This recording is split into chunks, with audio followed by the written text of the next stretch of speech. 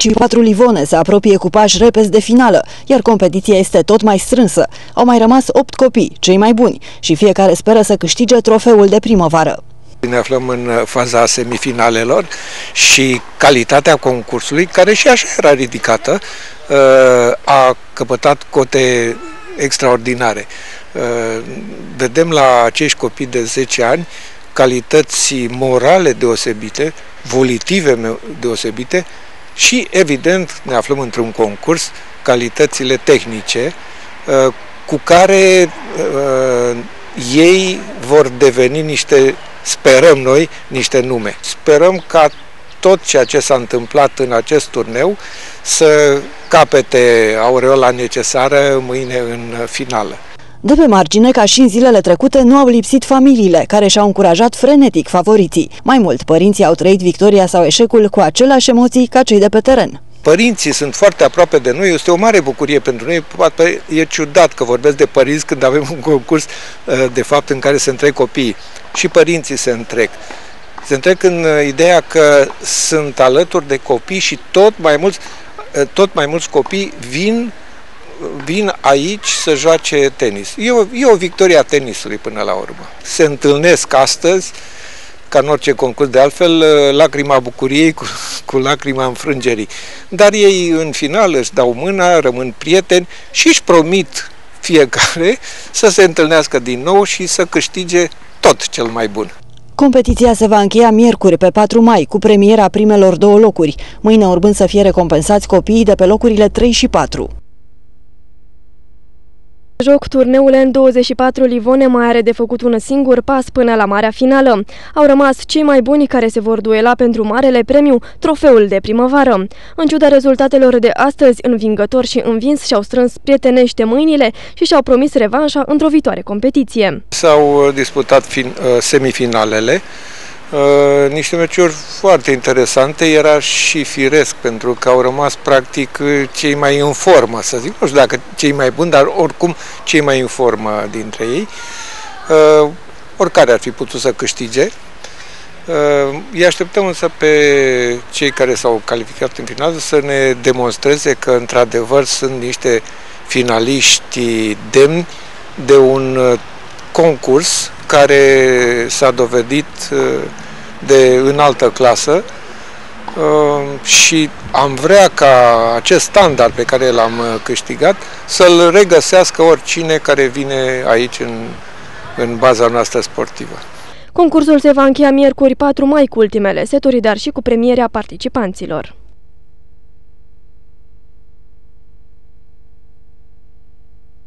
Un as începe de la grădiniță. Proiectul realizat de clubul de tenis Livone Ilie Năstase își propune să-i aducă pe cei mici cât mai aproape de tenis, pentru că o educație sportivă sănătoasă începe de la 4-5 ani. Peste 50 de copii beneficiază în acest moment de programul de instruire, cu implicare financiară a părinților minimă. Ideea proiectului a încântat cel mai mult pe copii, care așteaptă cu entuziasm și multă energie cele 2 zile pe săptămână când pot intra pe terenul de tenis. Le dezvoltă copiilor motricitatea și ajută să se dezvolte fizic și psihic foarte bine, mi se pare o idee foarte bună pentru a iniția sportul și atât bine înainte se iniția în școli, acum e foarte bine că se inițiază încă din grădiniță.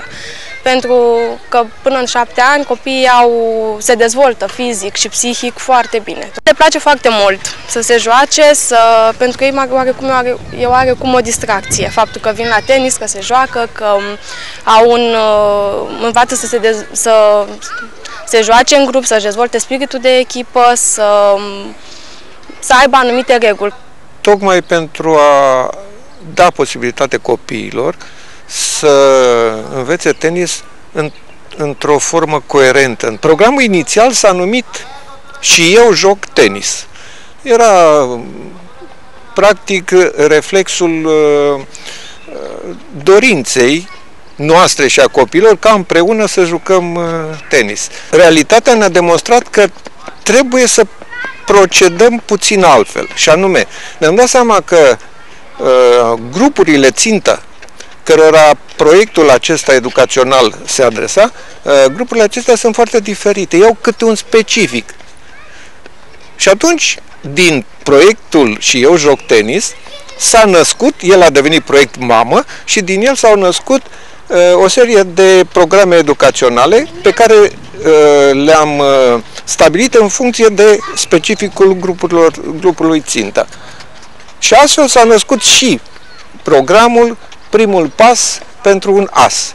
Am colaborat foarte bine cu unitățile preșcolare, cu grădinițele, atât cu cele de stat cât și cu cele private. Și programul le oferea copiilor un număr de ore de antrenament, niște lecții de fapt, copiilor care de-abia pășeau, să zic așa, în înțelegerea fenomenului. Prin exerciții fizice îmbinate cu joacă și sub supraveghere atentă a antrenorilor, copiii se simt în largul lor pe teren. Fileul înapoi, alergare cu spatele. Pleacă! Ușor, să nu mă împiedic, da? Haide, haide, haide! Stăm cu ele! Foarte bine, hai Tudor! Bravo, bravo! Și joacă pe picioare, bravo, Ana! Facem jocuri și încercăm să îi ajutăm să învețe să joace tenis. Majoritatea vin de plăcere și sunt unii care au talent și care pot face performanță. Iar la finalul, după antrenament, momentul cel mai așteptat de copii este recompensarea cu bomboane. Puși mă, o tură legare, hai, hai, hai, hai! Hai, Matei! Nu, am spus că nu e pe aici. Puși, puși! Alergă!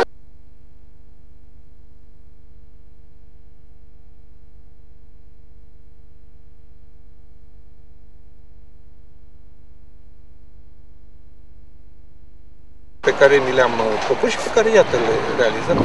De aceea, eu mă bucur că toată lumea e mulțumită. Că, până la urmă, tenisul înseamnă nu numai ceea ce face copilul în teren, dar mai ales ceea ce simte, ceea ce el trăiește în teren. Pentru că asta e, de aceea tenisul este foarte frumos, pentru că arată ce trăiri are fiecare dintre competitori. Și la sfârșit, de fapt, se întâlnesc lacrima victoriei cu lacrima înfrângerii, dar cei doi competitori își dau mâna și își promit să se întâlnească data viitoare cu un câștigător previzibil sau imprevizibil. Avem deja favoriți sau e prea devreme să ne pronunțăm? Cred că e prea devreme să ne pronunțăm, dar dacă ar fi să riscăm un pronostic, până acum, din cele 15 meciuri pe care le-am văzut, 16 de fapt, uite că s-a mai încheiat unul, până acum aș zice că sunt cel puțin 6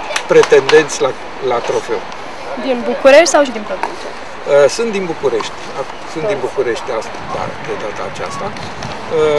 Noi avem în plan, și îmi pare bine că mi-a spus întrebarea aceasta, avem în plan să găsim posibilitatea ca trofeul să fie deschis și provinciei, asigurându-le ceea ce au nevoie. Sunt copii de 10 ani și e mai greu să-i aduci, dar dacă le creezi condițiile necesare, poți să-i aduci să joace în București. Nu e greu să lucrezi cu un copil atât de mic? Nu. Copilul de 10 ani nu e un copil mic în tenis. Pare că e mic, dar sunt copii de 10 ani care fac tenis de 3 ani, de 4 ani chiar. Când veți mai veni pe la noi, am să vă arăt niște grupe de la grădiniță, așa, și să-i vedeți că nu se văd dincolo de fileu, dar joacă tenis.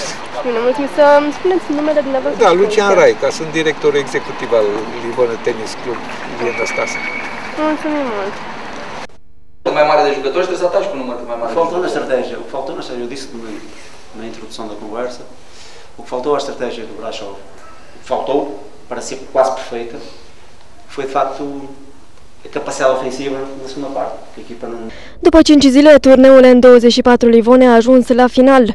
Competiția a fost un adevărat succes, o spun mulțumiți organizatorii concursului. Mulțumit de rezultate? Da, sunt mulțumit mai ales de calitatea meciurilor care s-au constituit în finalele de astăzi. Finalele se potrivesc calitativ cu calitatea turneului încheiat astăzi aici la Livone Tenis Club Ilie Năstase. Consider că este o reușită, consider că este un exemplu și pentru celelalte turnee care se desfășoară în România.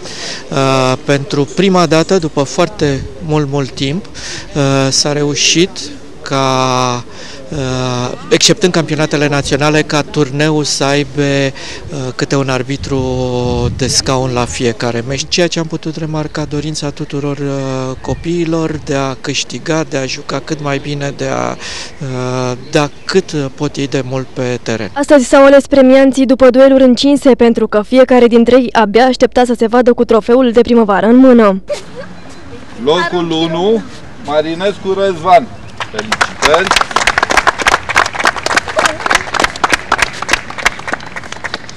Foarte mult. Cum a fost concursul? Ușor. Cum ți s-a părut adversarea ta? Ai reușit să învingi ușor sau? Ușor. Și trofeul cum ți se pare? Foarte frumos.